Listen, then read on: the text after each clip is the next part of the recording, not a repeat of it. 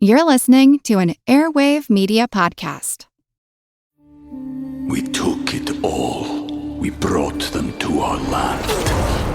An endless night, ember hot and icy cold. The rage of the earth. We made this curse. Carved it in the blood on our backs. We did not see. We could not, but she did. And in the end... What will I become? Senua's Saga. Hellblade 2. Play it now with Game Pass. We'd like to start this message by saying how much we appreciate all of our Patreon supporters. Executing the podcast is a huge financial and time commitment, and as such, it would be absolutely impossible to carry out without your support over the years. The purpose of this message is to announce that we are sweetening the pot for our current supporters and anyone who joins Patreon in the future. Currently under Patreon plans $5 and up, you receive an additional monthly trivia episode as well as our Ask Me Anything styled crop drop. Beginning January 1st, 2024, we will be releasing weekly bonus trivia episodes personally written by the hosts in addition to the crop drop. As always, new and old Patreon members will also have access to our enormous backlog of bonuses upon joining. If you have been considering joining, we hope you will consider the new episodes as yet another invitation to sign up. We hope our current members will enjoy the influx of episodes and you will never be short of trivia content. All you have to do is go to patreon.com/trivialitypodcast. And now, it's time for the show. Recorded in Chicago, Illinois, with your hosts, Ken, Matt, Neal, and Jeff. This is Triviality.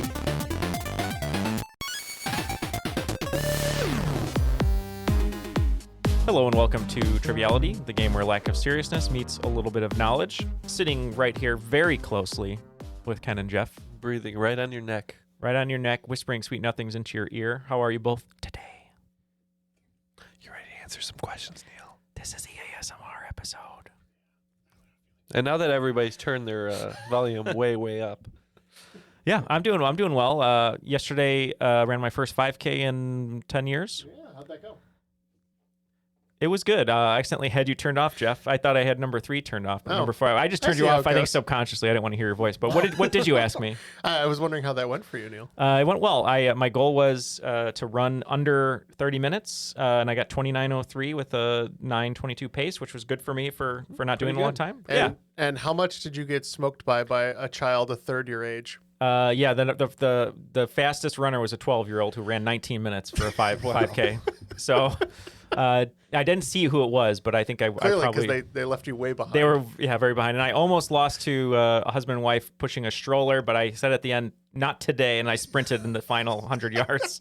So, You know what? That probably makes it easier because they have like a support. I think it would. They were like coast on a shopping cart. They're probably doing that. And I looked inside. It wasn't even a real baby. It was just a doll. Yeah, there you go. Just a 45-pound plate. Yeah. I'm doing well. Matt isn't here today. He was also in the 5K, but he was actually the guy, shooting the gun to start it.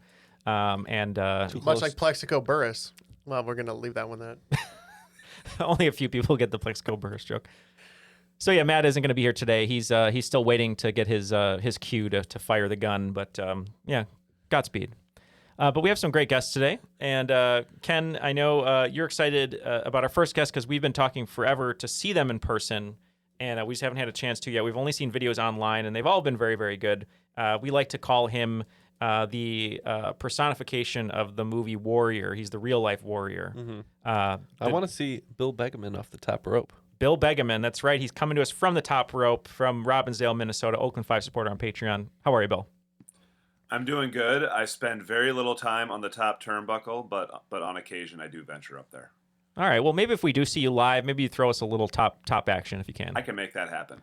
All right, cool. Well, for those that don't know, his opponent's just like, we didn't plan this. Yeah, right. He's like, I got to do it. The guys told me. It's for you, Neal. I can't do this. I can't do it. Don't do it, man. For those that don't know at home, why don't you reintroduce yourself? Yeah, my name's Bill Boegeman. I live up in Robbinsdale, Minnesota. Social studies teacher by day, professional wrestler by night. I also have a wife and some kids. So, yeah, that's me. Awesome. Well, we'd love having you here. You're actually hosting today's game, so that'll be something new for us since the last time we've heard you. So we're happy to have you here. And we need a player. And since Matt isn't here, Ken needed a partner, and Ken searched long and hard and wanted to get someone just very smart and who knows what they're doing. And we found someone, and it's going to be a Not a Robot Patreon supporter from Boston, Massachusetts. Sydney, how are you, Sydney? Hi, guys. I'm great. Happy to be here. Happy to have you. Yeah, tell us a little bit about yourself. I am an attorney in Boston, and I've been a Triviality fan since Geek Bowl was in Boston a few years ago. Wow. It's actually how That's I awesome. first Wow. heard about it and That goes back. heard about trivia podcasts in general. And yeah, big trivia fan, big Jeopardy enthusiast. Now did somebody hand you a card in Boston?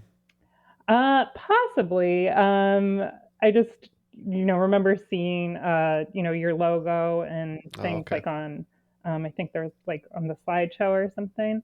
I'm glad to hear it works. Yeah. Yeah. And that's great. That was my introduction to, I didn't know trivia podcasts were a thing. And so, yeah, you guys were the first one I listened to. So. Nice. Awesome. Well, we're so happy to have you on the show. Yeah, and can we add you to our long list of counsel if we need your help at some point? Yeah. I'm All right, great. happy to join the Triviality law firm.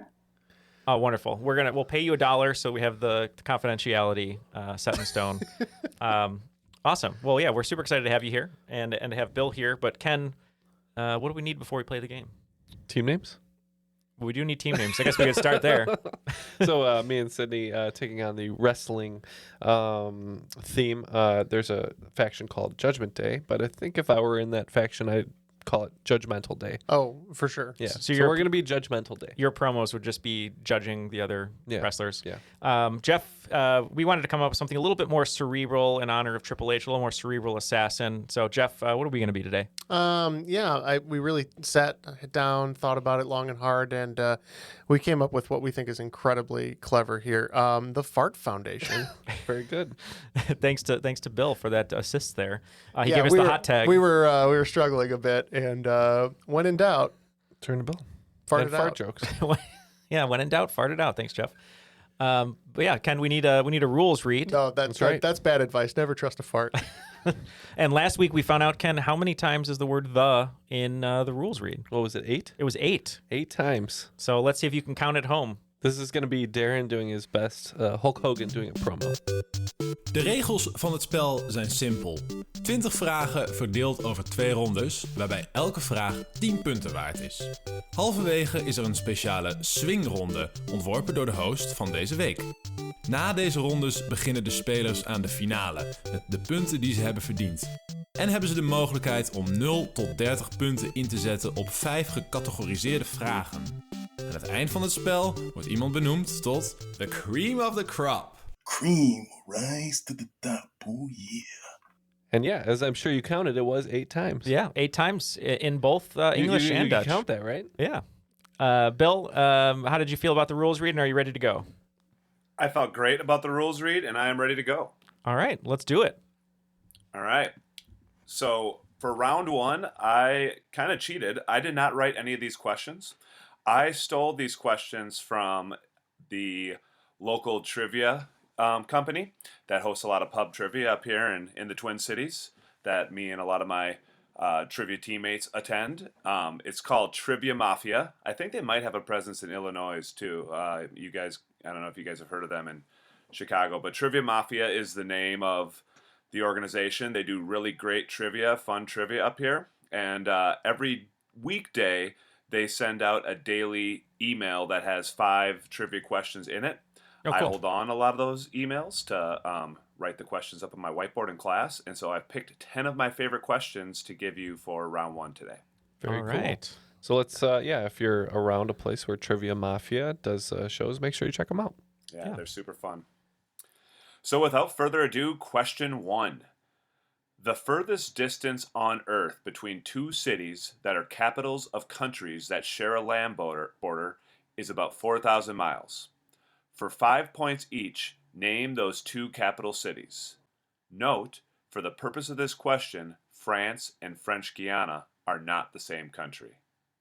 Well, we can say for sure that Russia is the largest, Yeah, right? Russia popped into my head, and then just thinking. Maybe like Russia and China. Yeah, either China or North Korea maybe is east, but yeah, I'm good with China and Russia. Okay, so for Russia, what is it? St. Petersburg? Moscow? I think Moscow. Moscow? And then for China, is it Beijing. Beijing or Shanghai? Beijing. Beijing? Okay. So we'll say Moscow and Beijing. Yeah, so when I'm thinking about this question, definitely thought of Moscow right off the bat. Neil had that down pat. I think Beijing is pretty far north, and so I think just slightly farther. They only have a small 17 or ish mile border, but we're going to guess that it's actually North Korea, and so we said Moscow and Pyongyang. Full points to one team, partial points to another. The answer is Moscow and Pyongyang. Moscow and Beijing are pretty far apart. Bill tried to warn you about teaming up with me before the game. He tried to warn you. Well, you got partial credit. I can't take responsibility for what happens now, but I'll take the partial credit. Question 2. What candy company was founded in 1949 by the jovial owner of a Colorado horse farm? I think I'm locked in with I guess I think I have. All right, Sydney coming in clutch. What are you guys thinking? Okay, so we got Candy Company 1949. I think that's after Baby Ruth. That had been around for a long time. Jovial owner. Jeff, what words come to mind when you think of jovial? Happy? Happy. Yeah. That's it. That's about it. Happy.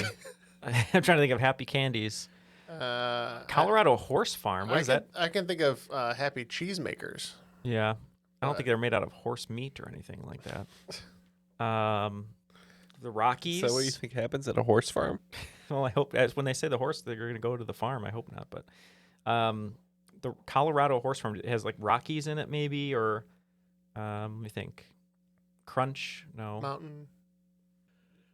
It's not Ferrara Pan. No. So whatever you want to go with, Jeff. I'm at a total loss. Is this Coors Candy Company? The Banquet of Candies. We will say, I guess, Mars?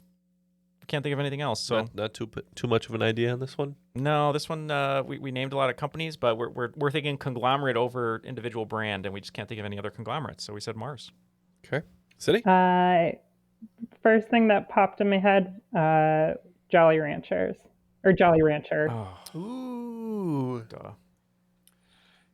He is a jovial owner of a Colorado horse farm because he is indeed a Jolly Rancher. Wow. So we talked ourselves out of it. We were thinking conglomerate rather than just a brand, candy brand. I never knew that's why it was called that. Question 3. What appeared twice in Winnie the Pooh's name when he first appeared in children's books in 1926, but were dropped from his name when he was acquired by Disney? So, Jeff, I know of one name that they for sure cut out for Winnie the Pooh. And if you want to just go with your guess and we'll combine those, we'll see if we can get the extra points or both names here. All right. Any ideas on this one right off the bat? No. All I could think of was maybe if one of the words was repeated, like Winnie, or I don't know, Pooh. None of them feel right, so I'm not sure. Would you think it would be another word or something that's already included? Maybe another word or like something that rhymes. But I kind of don't mind like Winnie the Pooh. Winnie the Pooh. It would make sense why they removed it. Yeah. So are we looking for one word or two? I think one just word. One thing that appeared twice in the name. Yeah. So I'm good with. I like that. Pooh. I thought our team was all about the toilet humor, but yeah, we love poo as well. So I know for a fact, I think I could be wrong now. My memory might be failing me, but Edward was a name that when he had at some point Edward Bear maybe Teddy, and then Jeff said Bear, and I was like, well, maybe it's Edward Bear, and then Winnie the Pooh Bear, and then they cut the bear, and then he just went to Winnie the Pooh. So we said Bear. I wish the answer was Winnie the Pooh. That would pair nicely with my Fart Foundation team names suggestion earlier. But the answer is actually, so no points to either team. The answer is dashes or hyphens. Oh, Winnie yeah, dash the dash pooh. I kind of remember that. Yeah. Oh, now that you say that, I think we've gotten that wrong like 10 years, 6 years ago, 5 years ago, whatever. Question 4. What fast food chain unsuccessfully attempted to trademark a unit of measurement twice, once in 2007 and again in 2009? Hint, once you hear the answer, the jingle will be in your head all day. So we're talking about, Jeff, all these different chains, Subway, Arby's, Wendy's, Burger King. We don't know a lot of them with jingles. Yeah, right. So we're just going to go with the one that sticks out first to us, and we're going to say McDonald's. All right, Sydney, what were you thinking? Subway and the $5 footlong, which does have a catchy jingle. I thought you guys would maybe get to it, but breezed right past it. So $5 footlong is the jingle. Subway is the correct answer. What unit of measurement did they try to trademark? The footlong. But they were only 11 inches. I think that was part of the hang-up. As a lawyer, Sydney, would they have gotten in trouble if they said it was a foot long, but it was only 11 inches? No, see, because the footlong, if it's a name, so the footlong is a trade name. It's not a unit of measurement. Truth in it could be 4 inches. Because, yes, they would be trademarking foot long, not foot. Right. Okay. Question 5. I value xylophones like cows do milk. This is a mnemonic device to help you remember what? I have no idea on this one. I value xylophones. Oh, I think I know what it is. I think I got it. I think it's Roman numerals, right? Look at the first letters. Oh, yep. Yep, 1, 5, 10. Yep, that's it. Yep, and this is something I need too because I'm not good with Roman numerals. So that's what we're saying. You don't know your MCM XVII? Just answer the question. We said Roman numerals. Points to both teams. The correct answer is Roman numerals. After 5, it looks like Team Fart Foundation holding in a little too much, not really releasing a lot of points here. So we only have 20, and it looks like Judgmental Day, 35. So nice little lead. It's all thanks to Sydney. Question 6. The Clark School for the Deaf has been teaching it since 1867. George H.W. Bush called on his supporters to do it in 1988. A YouTube channel with over 8 million subscribers is dedicated to doing it poorly today. What is it? I'm sorry to say, nothing's jumping out at me. I think, I don't know, the George Bush piece is the piece that I'm not quite sure, but I was thinking maybe, is there a YouTube channel called like Bad Lip Reading where they do like fake overdubbing for like movie trailers and things like that? Yeah, I like that. Lip reading. Yeah, it sounds good. Oh yeah, George Bush said, "Read my lips." No more. Yeah. Okay, that's it. Great answer.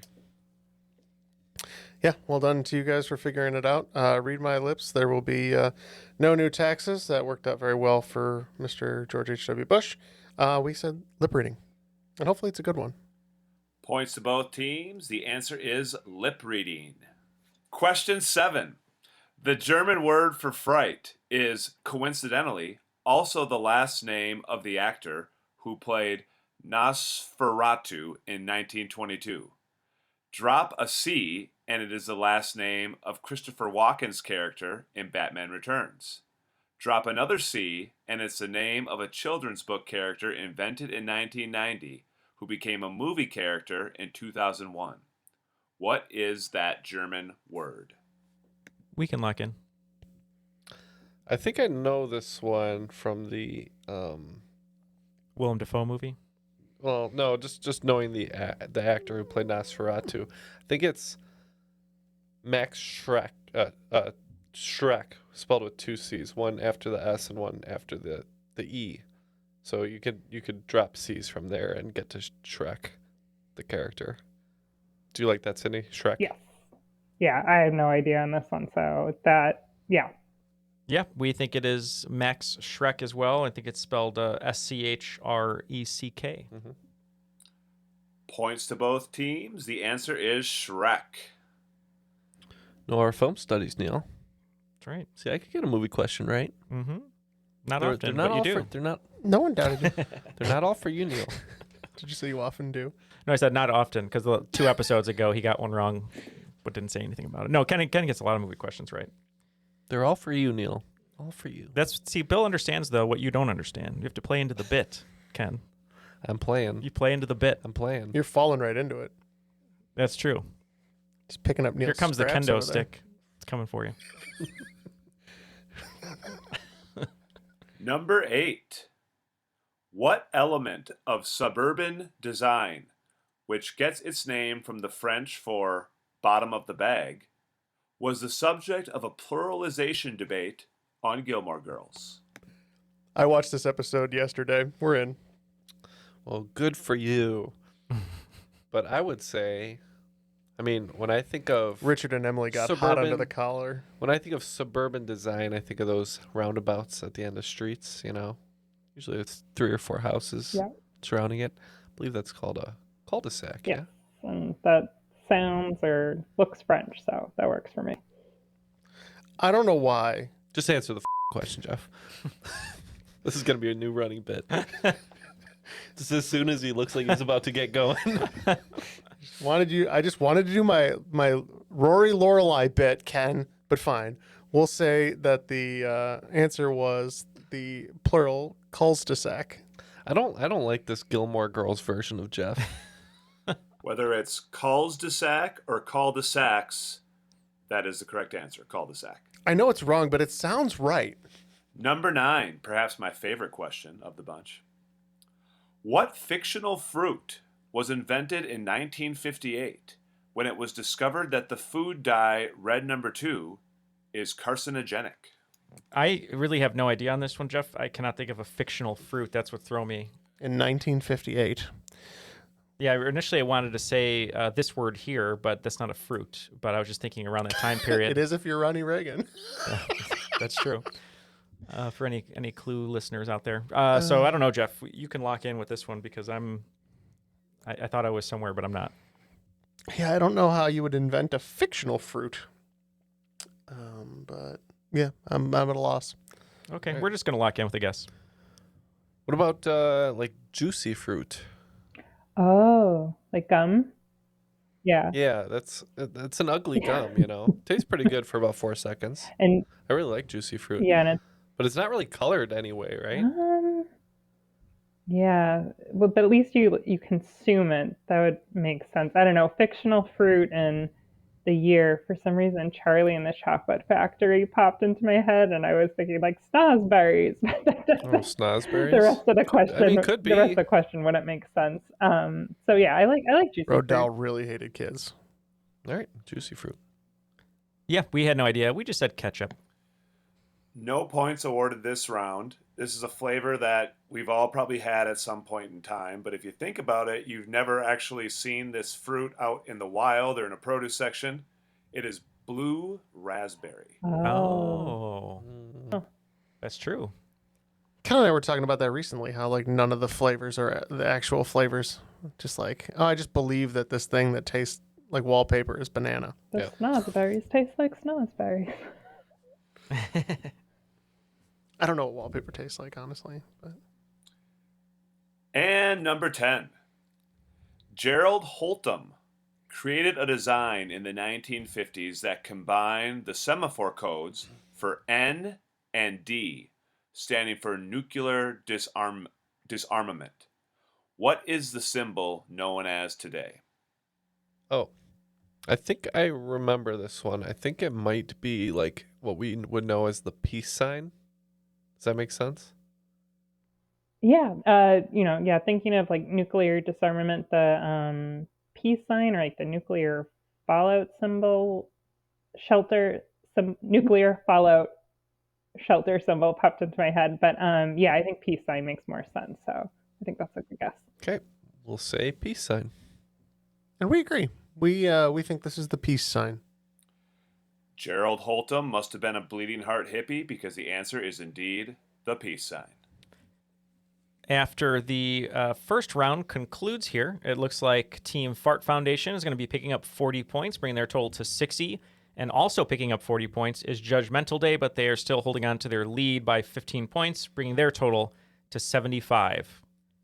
Before we get to the swing round, Bill, and find out what you have in store for us, just wanted to say thank you to both Bill and Sydney for being Patreon supporters. You can join them by going to patreon.com/trivialitypodcast. And why should a prospective Triviality listener join Patreon, Jeff?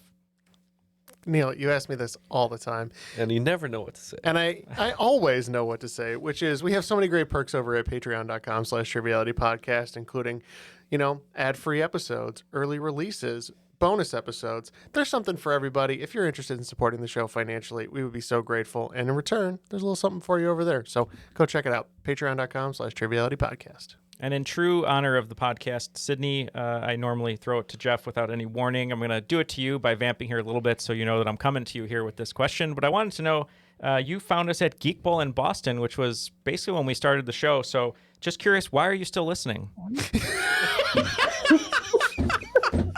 Yeah, you really prepped her for that one.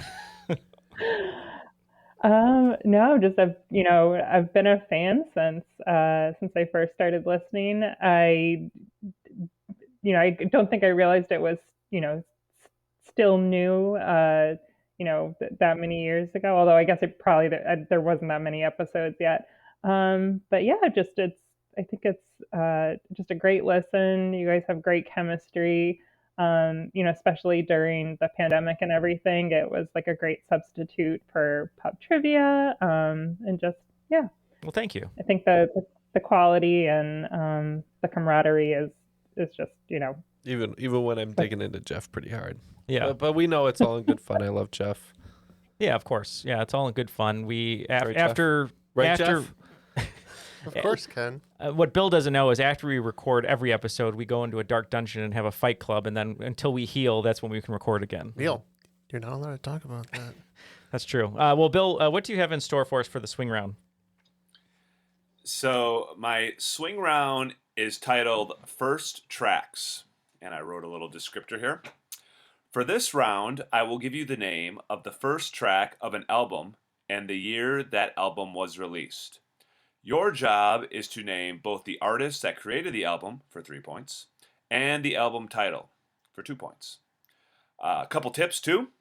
Tip number 1, each of the albums is listed by Wikipedia as a top 100 selling album of all time, so these are pretty well-known albums. And tip number 2, none of the albums are self-titled, i.e. Boston's Boston, nor do they share a name with the title of the first track, i.e. Britney Spears' Baby One More Time. I will list the first, the 10 first tracks that I have, as well as the years, right now. Number 1, Let's Go Crazy, 1984. Number 2, Speak to Me, 1973. Number 3, Man, I Feel Like a Woman, 1997. Number 4, Come Together, 1969. Number 5, Rolling in the Deep, 2011. Number 6, All I Really Want, 1995. Number 7, Don't Know Why, 2002. Number 8, Funeral for a Friend / Love Lies Bleeding, 1973. Number 9, Red Intro, 1996. And number 10, Wanna Be Startin' Something, 1982. All right, we have our questions. We'll be right back and see how we do. We took it all. We brought them to our land.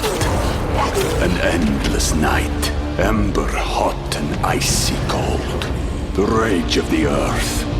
We made this curse. Carved it in the blood on our backs. We did not see. We could not, but she did. And in the end... What will I become? Senua's Saga. Hellblade 2. Play it now with Game Pass. All right, we are back with our answers. We'll get these questions one more time. Just a reminder to the audience that the artist will be worth 3 points. The album will be worth 2 for each of these. Bill? So first track, number 1, was Let's Go Crazy from the year 1984. We said Van Halen, Jump. Neal, you donned your frilly cravat and said... Purple Rain by Prince. This is Prince's Purple Rain album. First track, number 2, Speak to Me, 1973. We said Pink Floyd, Dark Side of the Moon. One of 2 albums I like to use when I calibrate my surround sound. Pink Floyd, Dark Side of the Moon. This indeed is Pink Floyd's Dark Side of the Moon. The other First album track. is Paula Abdul's first album. It is. Yeah. Yeah. It doesn't do a lot with the stereo work. I just enjoy it. First track, number 3, Man, I Feel Like a Woman, 1997. We said Come On Over, Shania Twain. And we did say Shania Twain. We had no idea what the album was called, so we just said it was called Country Girl. Love that guess. Would have been a better album name. It is Shania Twain, and the album is called Come On Over. It's not a really bad song by Luke Bryant. I don't know. You think Man, I I listen Feel to Like a Luke Woman. Bryant? Constantly. I use it to calibrate my surround sound. And it's actually an artist, as Ken says, Luke Bryant with a T, because Luke Bryan, his actual albums just aren't good for surround sound, apparently. So Is it Luke Bryan? It's just Luke Bryan. Oh, okay. Yeah. My mistake. Oh, no, you're listening to a more indie version. I mean, listen, I know all country musicians have 2 first names, but that's fine. And also, listen, I don't own a surround sound system, but if you have one... It's all a lie. It's all a lie. Everything this man says is a lie. First track, number 4, Come Together, 1969. Neal had this one. Yeah, we knew it was the Beatles, and we were trying to figure out what album it was, and we knew towards the end of their run, we think Abbey Road was the one that this one was on. We also said Beatles. Wasn't too sure on the album, but we landed on Revolver. We spun the barrel. The question with this one was which Beatles album is it, and it was Abbey Road. First track, number 5, Rolling in the Deep, 2011. We said Adele, and we went with 23. Ooh, I wonder if we made a mistake, though, Jeff. I know that their age numbers, but we said Adele, and we thought her really, really big hit one was 21. Could be. We were on the fence. This is Adele, and she was 21. Son of a... For trivia purposes, if I remember, I wrote this question for the calendar that's released often, but I believe this album was the one that unseated NSYNC's No Strings Attached for their record-breaking number of weeks at number 1. A dark day for Neal. It was a dark day for me, that's true. And then I listened to some of her ballads to help me get over it. First track, number 6, All I Really Want, 1995. Boy, we did not know this one. We said Ace of Base, and the album was All That She Wants. Nice. I was thinking about that. For 95 Smash Records, you'd be forgiven for forgetting this because I think there were 5 standout other pieces on this tracks on this album, but we said Alanis Morissette's Jagged Little Pill. I still think we should find a way to work Ken singing Paula Cole into this podcast somehow. But yes, the answer is Alanis Morissette's Jagged Little Pill. Clearly, Paula Cole didn't. All she really wanted was their lives to be over. But And Jeff, please get your hand out of my pocket. First track, number 7, Don't Know Why, 2002. We said Nora Jones, pretty confident on the artist, but for the album, we just said Tomorrow, came up with something generic. she was a big Annie fan. Yeah. Exactly. Yeah, this one we knew was Nora Jones because we watched a bunch of dramatic movies and rom-coms and fast-forwarded to the slow dance scene. But we couldn't figure out the album title, so we just said it was Moonlight. It is Nora Jones. Album title is another track you might have heard of hers, Come Away With Me. Oh, that makes a lot more sense. That's it. First track, number 8, Funeral for a Friend / Love Lies Bleeding, 1973. Weren't too sure. We just said The Clash and their iconic London Calling. Yeah, I think we're going to let Taron Egerton do a better job on this double feature. We said Goodbye Yellow Brick Road. By who? Elton John. Thank you. This is Elton John, Goodbye Yellow Brick Road. Or Reginald Dwight, I'm sure would have been accepted, his legal name. Oh, no. No, because that's not the artist. Elton John is the artist.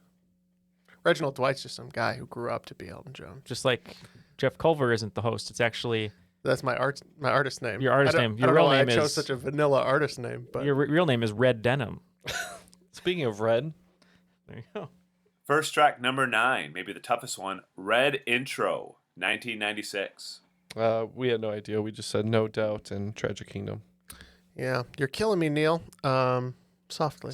Yeah, this one I knew was hip hop, and it just took me forever to get to it. But we said the Fugees and The Score. Yeah, I was hoping the intro title would kind of lead people to the hip hop genre, and in 1996, the big album was The Fugees, The Score. And number 10, Wanna Be Starting Something, 1982. Not too sure on this one. We said Michael Jackson. Maybe it was Thriller. Yeah, we knew it was definitely MJ, and we too said Thriller. Michael Jackson, Thriller is the correct answer. In true swing round fashion, it looks like the swing round lived up to its name. So both teams getting some points here. Judgmental Day going to pick up 22 points, bringing their total to 97, and taking the lead for the first time here, picking up 48 points, is Fart Foundation at 108. Forgot how stupid our name was.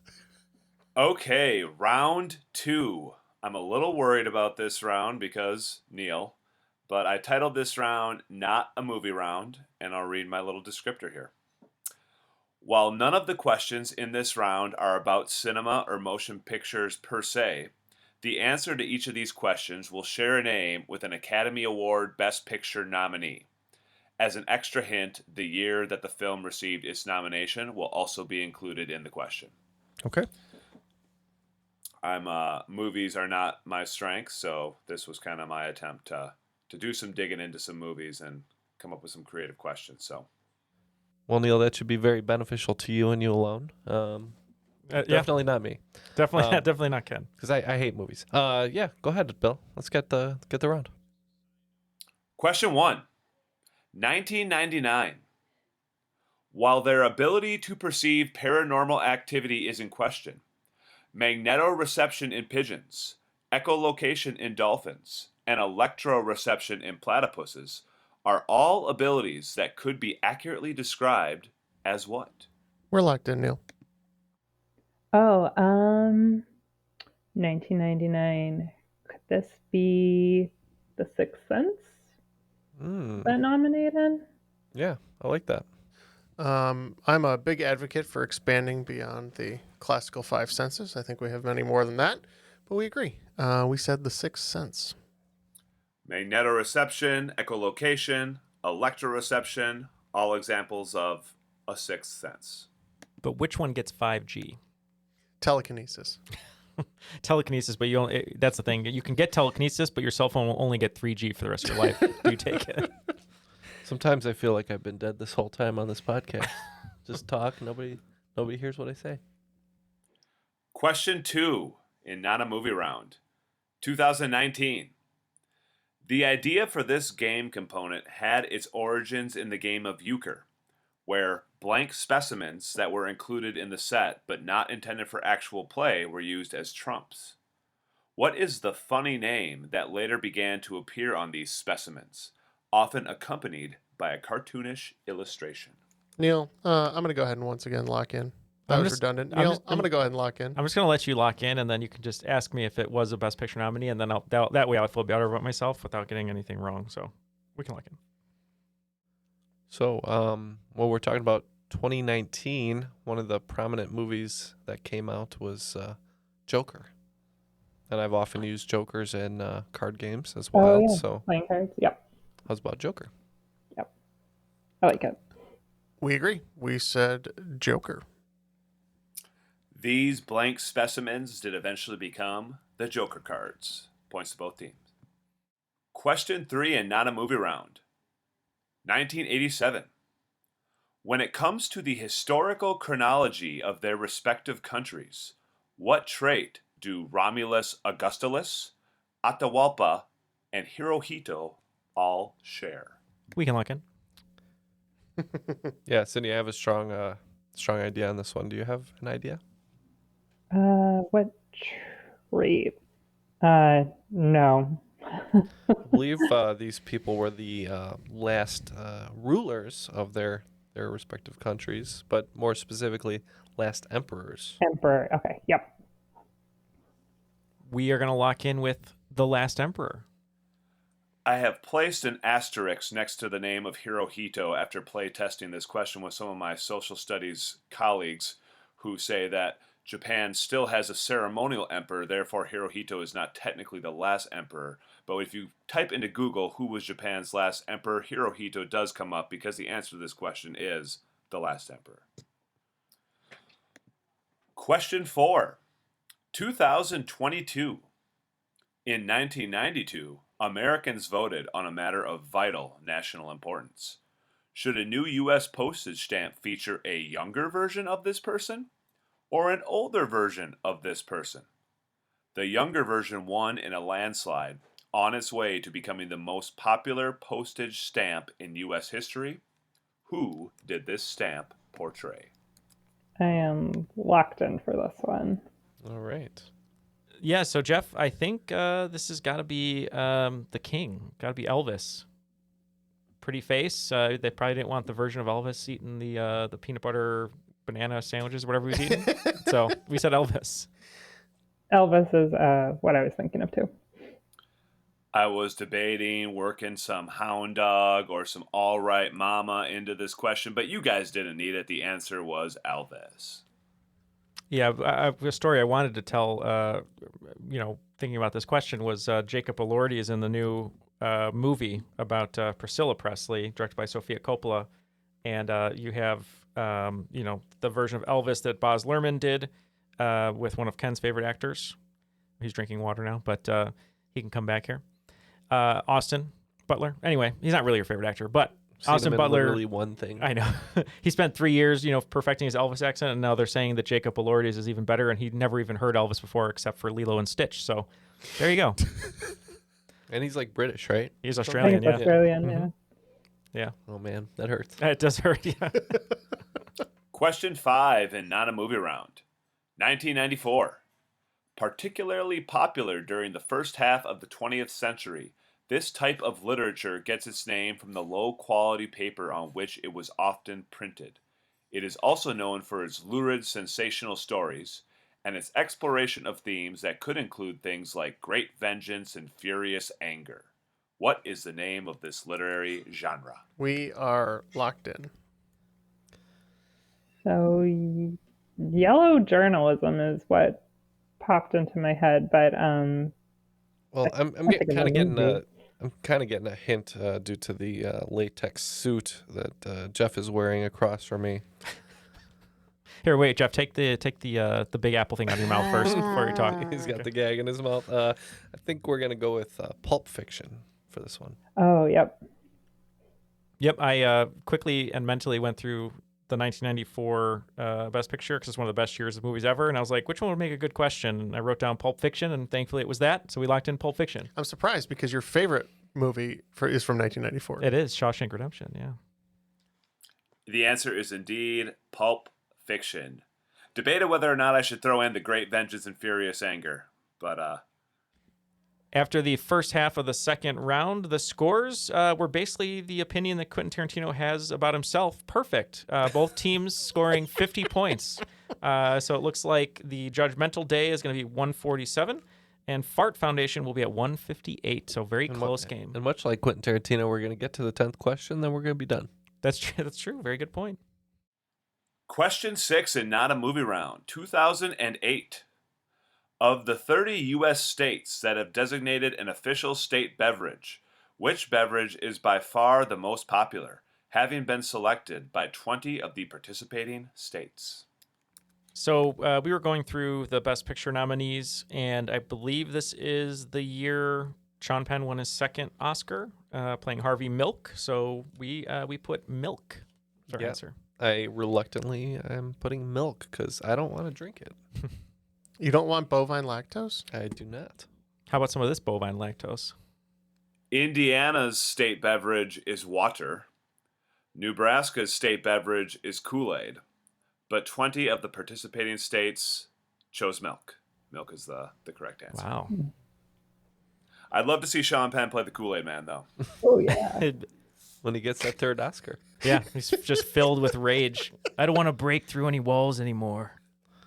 We'll walk up to the stage, clutching that Oscar, and just say, oh, yeah. Question 7, 1943. This city has a population of over 3 million people, making it the most populous city in its region. It is also considered a global financial center, ranking 54th in the year 2022, and outperforming cities such as New Delhi, Istanbul, and Mexico City. It is a port city, specializing in the export of phosphate, but it supports many other thriving industries as well, including fishing, furniture production, glass, textiles, leatherwork, spirits, and cigarettes. What city is it? Based on the year, I was thinking Casablanca. Yeah, that was definitely my first impression too. Just kind of looking at the question here, just making sure it might fit the categories. I think that's a good answer, and 43 seems about right.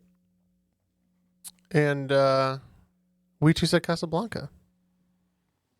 Casablanca is correct. Here's looking at you, Bill.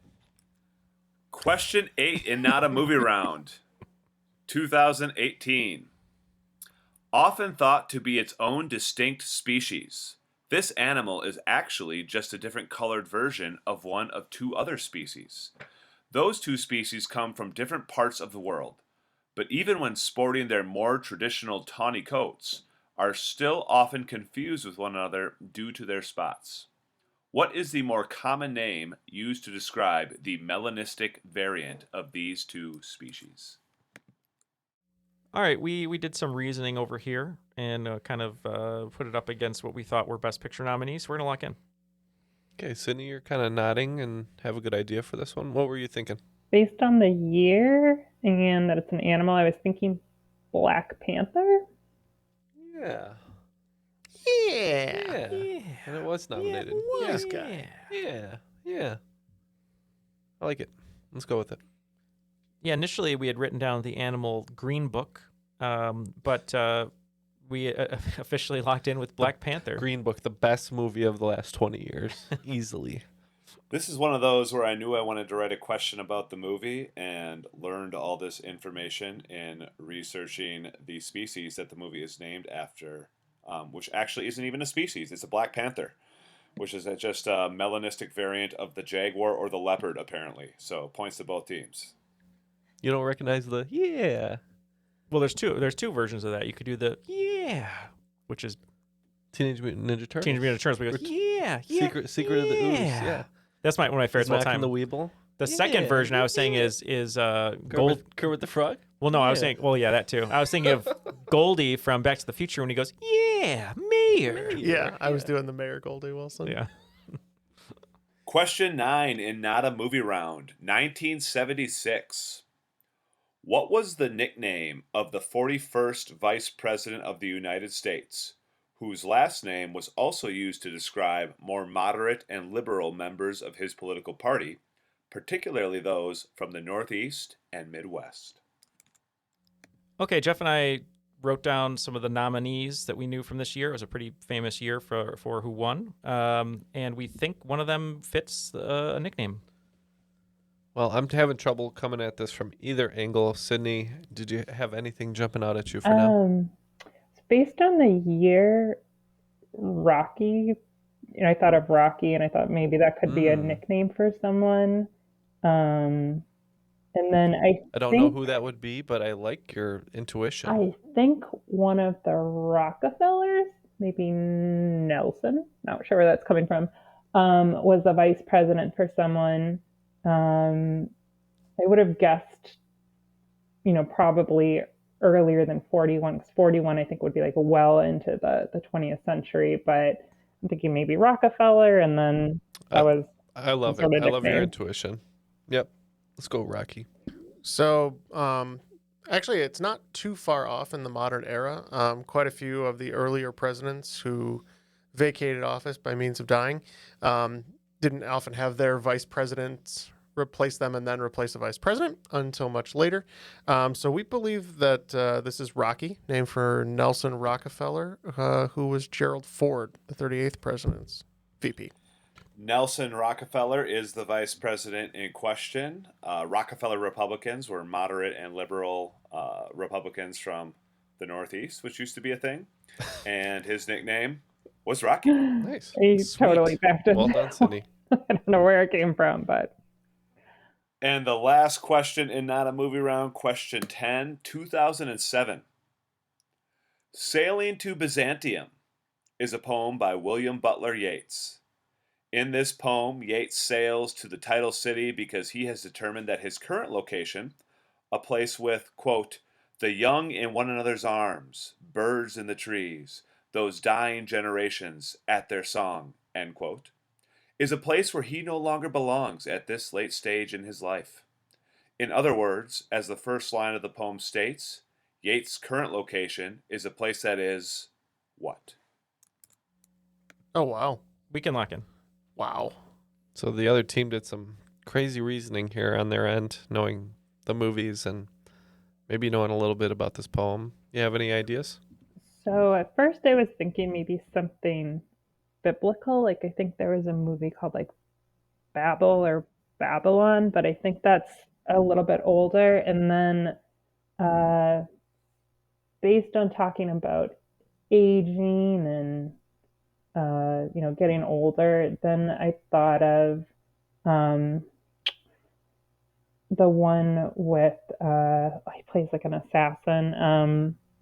No Country for Old Men, I think. I don't know. His 2007 might current be a location little. is a place that is no country for old men. Yeah. Yeah, I like that. That's a great answer, and it fits in with the end of the question. So let's go for it.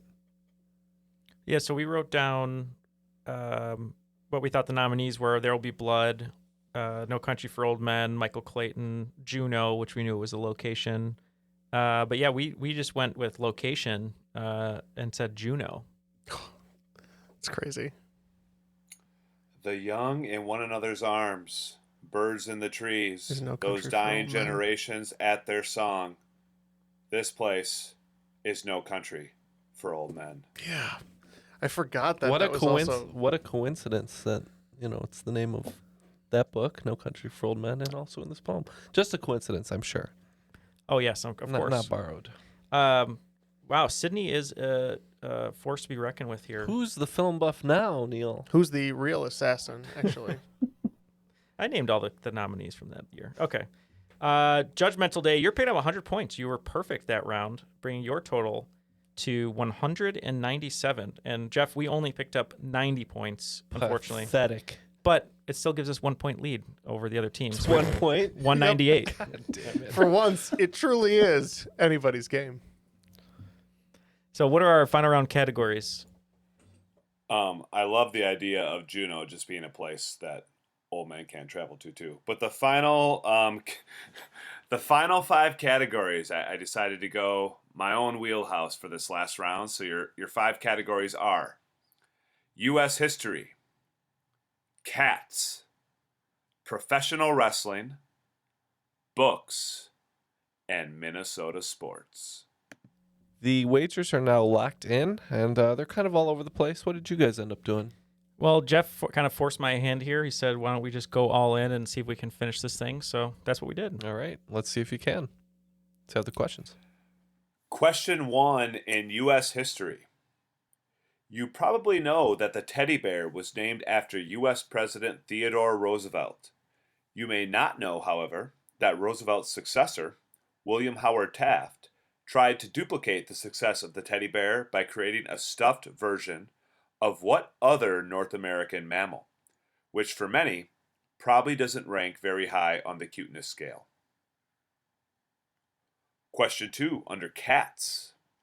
One of the many great things about being a cat owner is that cats are very clean, spending as much as 50% of their day grooming themselves. An added bonus is that in addition to grooming, many cats also practice allo-grooming, which means that they what? Question 3 in professional wrestling. The two most famous professional wrestlers to come out of my adopted hometown of Robbinsdale, Minnesota, share a lot of things in common. Both were born in 1958 and reached the height of their wrestling careers in the late 80s and early 90s. Both predominantly worked as arrogant heels and chose ring names that advertised their flawlessness and or sex appeal. Both suffered untimely deaths in their early 40s. Name either of these Robbinsdale wrestlers. Number 4 under books. Co-written with Alex Haley, whose autobiography, which is widely regarded as one of the most important nonfiction works in American history, was published posthumously in 1965, 9 months after his assassination. And question 5 under Minnesota sports. When it comes to championship droughts by state in men's professional sports, Minnesota is the driest by far. Of its 4 major professional sports teams, the Twins were the last to bring home a championship by winning the 1991 World Series. Minnesota's other 3 teams, the Timberwolves, Vikings, and Wild, have never won a championship in their respective leagues. When you put all that together, how many consecutive championship-less seasons have these 4 teams completed since that World Series victory in the fall of '91? Closest guess gets the points. All right. We have our questions. Let's go to break, see if we can figure these out.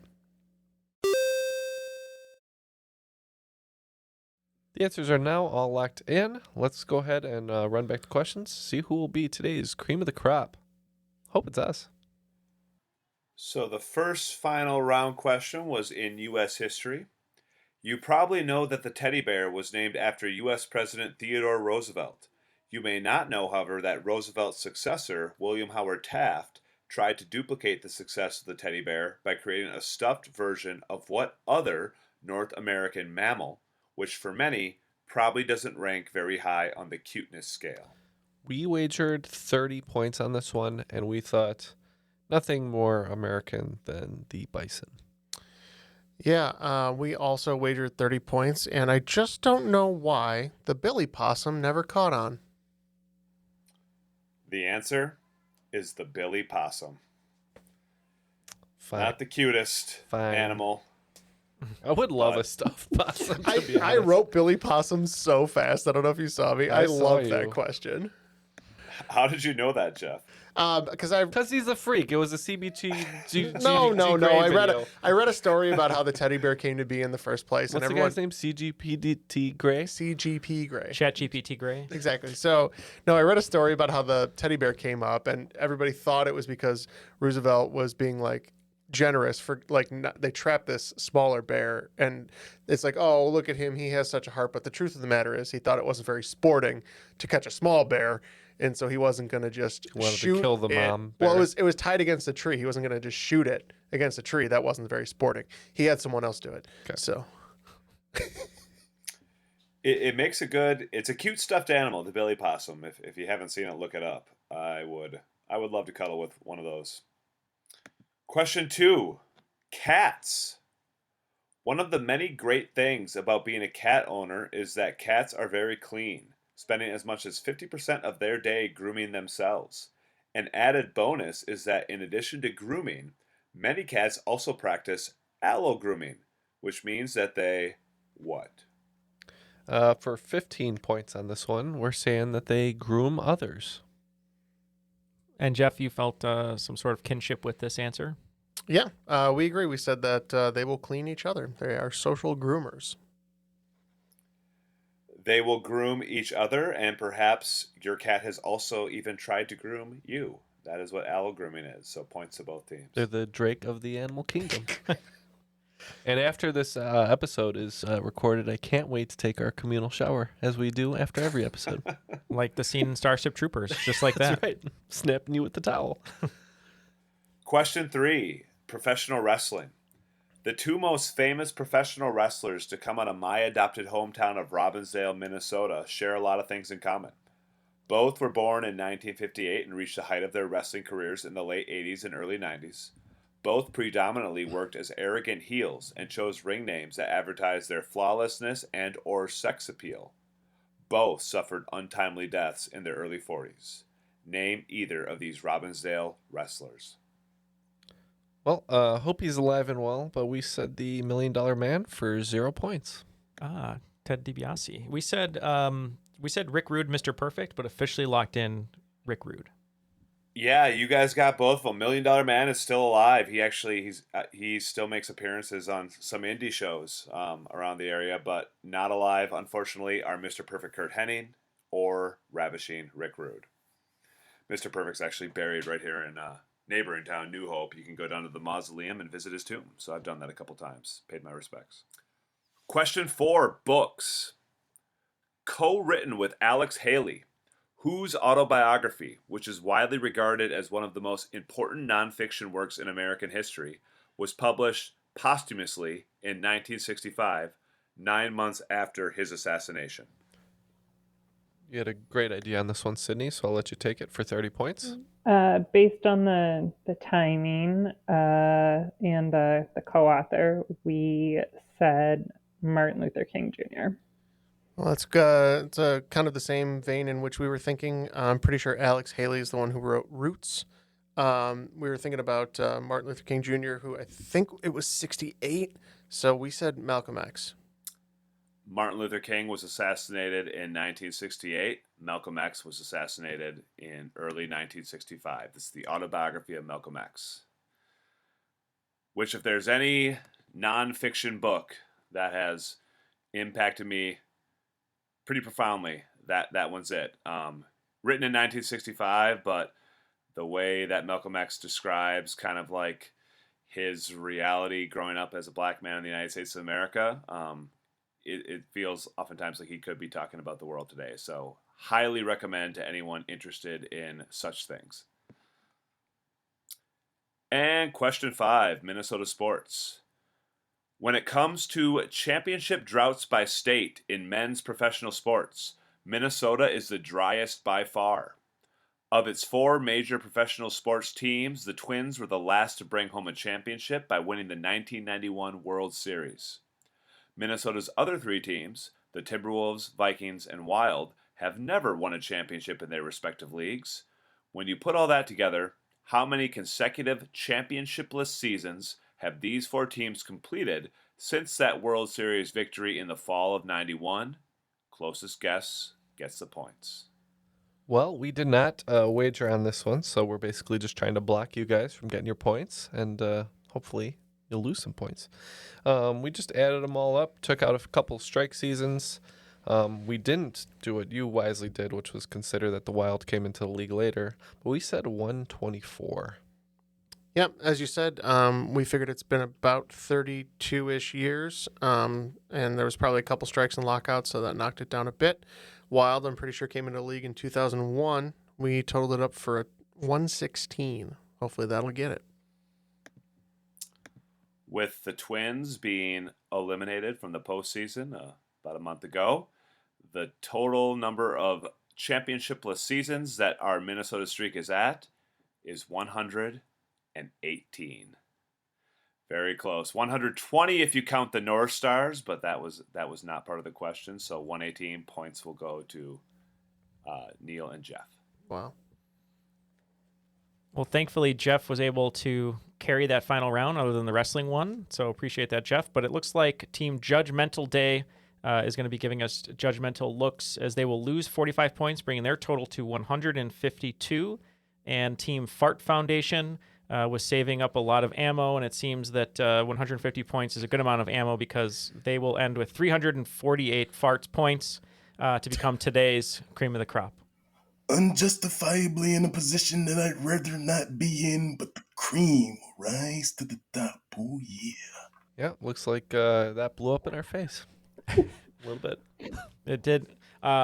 I just want to say, Sydney, what a hard competitor. You were firing all cylinders today. That was pretty exciting to watch. And whoever she chosen more wisely, that was her only mistake. Bill gave the warning, like the ghost of Christmas Past. I tried Past. to warn you, Sydney. It was a shot across the bow, but it was unheeded.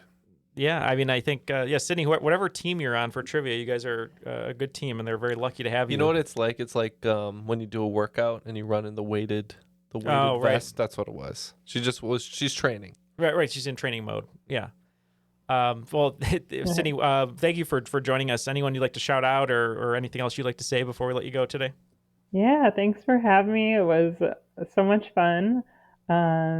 I'll just give a plug for if you are eligible and able and willing to consider becoming a blood donor or even to do it on the regular.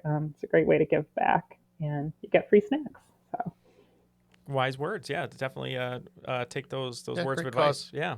And Bill, always great to have you here. We're excited to see you in person wrestle, but anything you'd like to say before we let you go today? One last shout out to Trivia Mafia, my favorite trivia company up here in the Twin Cities. And if you're looking to add some daily trivia into your life, go to triviamafia.com. Subscribe to their daily rounds email. That is where I got the questions for today's first round. So every morning around like 6:30, 6:45, you get an email. It's got 5 questions. They're always super fun. I play with my friend Annie, who I'm also going to shout out because she has been very frustrated that I've not shouted her out the first 2 times I've been on the show. So Annie, me and her compete every week, and the winner each week, or I should say the loser each week, has to donate $10 to a charity of the other person's choice. That's a great way to play trivia. That's how we use the Trivia Mafia rounds. And Annie did beat me this most recent week. Even answered Monday's questions 2 hours before she gave birth to her second son. She was like 2 minutes between contractions and still beat me on the Monday question. So Annie is a warrior. Annie, here is your shout out. Now please. You gotta pass time somehow. Yeah, that's right. Thank you so much, Bill, for being here. And shout out to your students. If any of them were going to listen to this, it was a great game, especially that movie round was really, really inventive and really cool. So always a pleasure to have you here. Thank you both for being Patreon supporters. But Ken, speaking of wrestling, you're in the center of the ring right now because we have one more entity to shout out to behind the stage. Yes, and that entity, as Neal calls it, is Airwave Media, our network. You can find them at airwavemedia.com and check out other podcasts such as A Mindful Moment, Sleep Tight Science, and the Unbiased Science Podcast. Well, yeah, definitely check out those shows. We're excited to be a part of the network. And for Matt and Jeff and Ken and Bill and Sydney, my name is Neal, and we will see you Cleveland 2024 at the Thunderdome or whatever your stadium's called. The hell are you talking? I don't know. I was going to try to get into a wrestling thing, but then I lost interest when I heard Cleveland. So sorry, everyone from Cleveland. We hope you enjoyed Triviality. We'll see you next week.